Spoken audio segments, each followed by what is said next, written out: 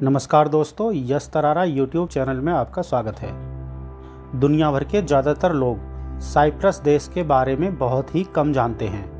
आज इस वीडियो में मैं बताने वाला हूं साइप्रस के बारे में कुछ बेहद ही इंटरेस्टिंग बातें जो आपको आश्चर्यचकित कर देंगी। दोस्तों, साइप्रस पूर्वी भूमध्य सागर पर ग्रीस के पूर्व में और टर्की के दक्षिण में स्थित एक छोटा सा आइलैंड है। साइप्रस मुख्यतः दो हिस्सों में बटा हुआ है। इसका एक उत्तरी हिस्सा जिसे नॉर्दर्न साइप्रस या टर्की साइप्रस कहा जाता है, दूसरा दक्षिणी हिस्सा जिसे रिपब्लिक ऑफ साइप्रस कहा जाता है। उत्तरी हिस्से को टर्की सपोर्ट करता है और दक्षिणी हिस्से को ग्रीस सपोर्ट करता है। साइप्रस की राजधानी यरूशलेम के बाद दुनिया का एक ऐसा शहर है जो दो हिस्सों में बटा हुआ है।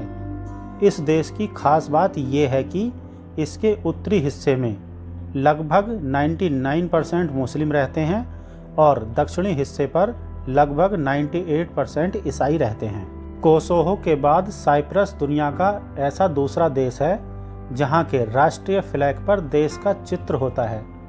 साइप्रस के लोग काफ़ी खूबसूरत होते हैं। साइप्रस के उत्तरी भाग का मुस्लिम बाहुल्य होने के कारण वहां महिलाओं में पर्दा प्रथा का चलन है। हालांकि इस भाग की महिलाएं टर्की वंशीय होने के कारण काफ़ी सुंदर होती हैं।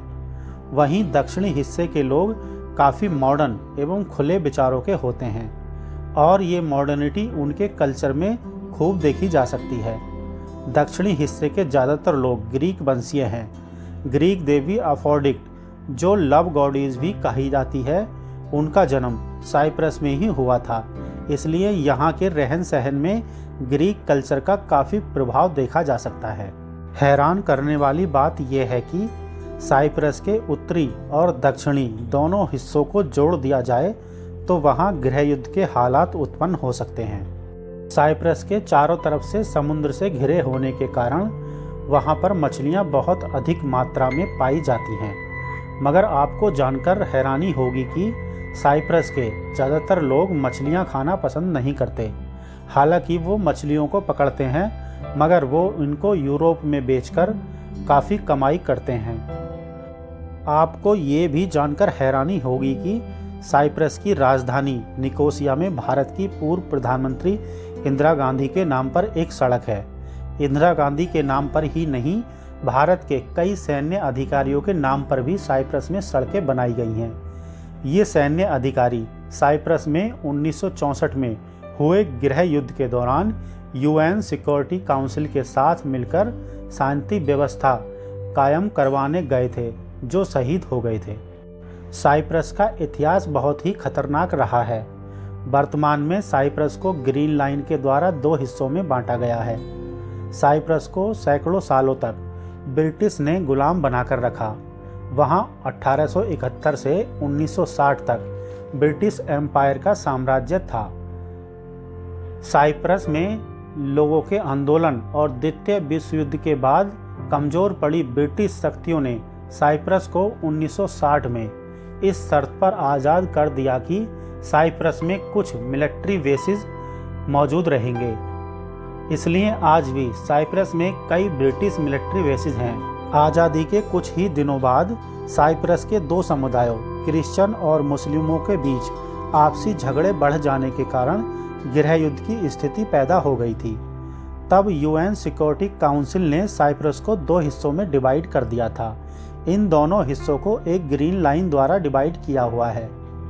आज के समय में साइप्रस एक शांतिप्रिय देश है, परंतु उत्तरी हिस्से पर टर्की का अघोषित कब्जा है। दुनिया भर के सभी देश साइप्रस को दो हिस्से नहीं बल्कि एक ही देश मानते हैं।